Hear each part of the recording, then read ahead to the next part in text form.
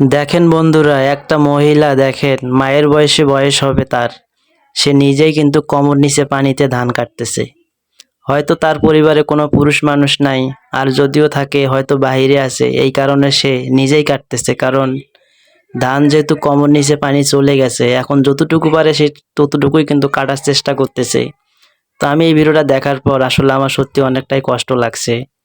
কারণ একটা মহিলা মানুষ দেখেন, পানির নিচে ধান চলে গেছে, এক কোমর নিচে পানি, সে ধান কিন্তু সে নিজেই কাটতেছে কত কষ্ট করে। আসলে অনেক পরিবারে কিন্তু এরকম আছে যে কামলা নিবে বা কামলা নিয়ে ধান কাটবে, তাদের সেরকমও সামর্থ্য নাই।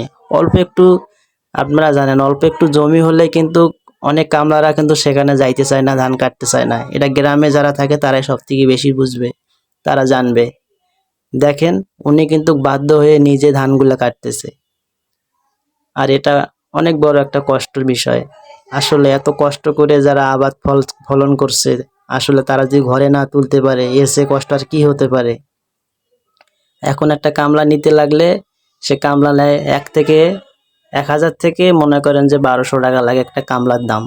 আর এখন তো ধান নেয় না পাইকার, ধান 600 থেকে 700 টাকা মন, তারপরও ধান নেয় না।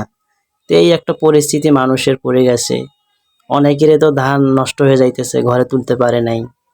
তো এই দেখেন, এই মহিলা নিজেই কিন্তু ধান কাটতে শুরু করেছে। সে কোমর নিচে পানিতে কিন্তু ধান কাটতেছে। তো এরকম কিন্তু হাজারো পরিবারের মানুষ আছে যাদের পুরুষ মানুষ নাই, বা পুরুষ মানুষ বাইরে থাকে, তারা কিন্তু নিজেই গায়ে কাজ করে। আর মহিলা মানুষ হয়ে দেখেন, এটা কিন্তু যে ধান কাটতেছে সেই মানুষটাই বুঝবে, আপনারা হয়তো কেউ বুঝবেন না।